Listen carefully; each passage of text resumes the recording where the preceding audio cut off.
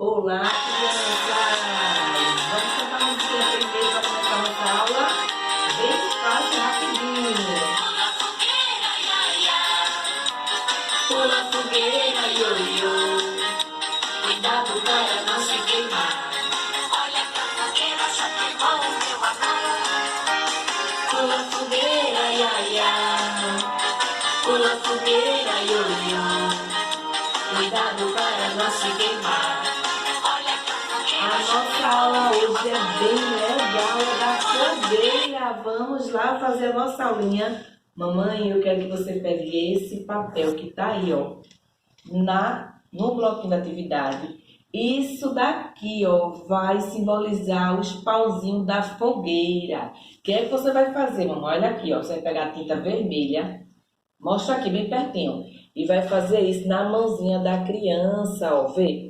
Você vai passar tinta vermelha bem muito para simbolizar o fogo da fogueira, ó.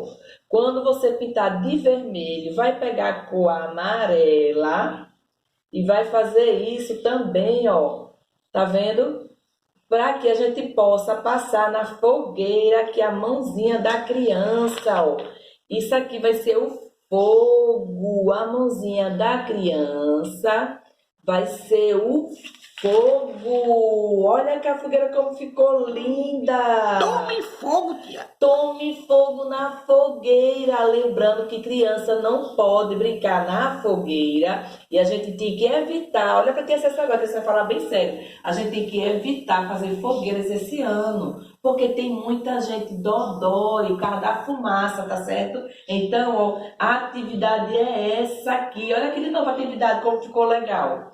Você só vai aguardar a atividade de vocês. Pula fogueira, iaiá.